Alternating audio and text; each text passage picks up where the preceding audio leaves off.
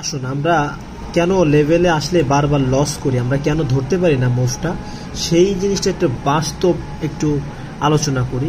দেখা যাচ্ছে আমাদের এইখানে লেভেলটা, আমরা এখান থেকে একটা সেলিং এর প্ল্যান করে বসে আছি। তো মার্কেটটা দেখেন, আমি একটু ফ্রেশ করে দেখেন, মার্কেটটা এভাবে আসলো আমাদের লেভেলে।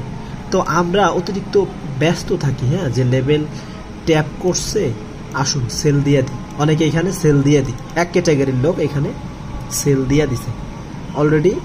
একজনরা এখানে সেলার কি করছে, ইন্টার্ড হয়ে গেছে। মার্কেট যখন একটু দেখাইছে এখানে সেলিংয়ে অনেকে ঢুকে গেছে, তাদের স্টপ লস এইখানে। এখন মার্কেটটা হালকা এভাবে দিয়ে উপরে ডিরেক্ট এইখানে স্টপ লস খেয়ে দিছে, শেষ।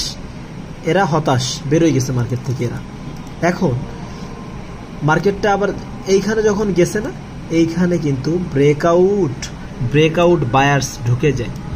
তো তাদের স্টপ লস কোথায়, এইখানে থাকে। তো মার্কেট হালকা একটু বাই দেখায়, মার্কেট ডিরেক্ট নিচে, এইখানে বায়ার্স আউট, এরাও কিন্তু হতাশ, চলে গেছে, স্টপ লস এদের হিট, এরাও লস করে চলে গেছে। এখন মার্কেটটা আবার এখানে আসে, সেলিং একটু দেখায়, আবার উপরে যায়, এইভাবে করতে করতে করতে করতে রিয়েল মুভটা চলে আসে।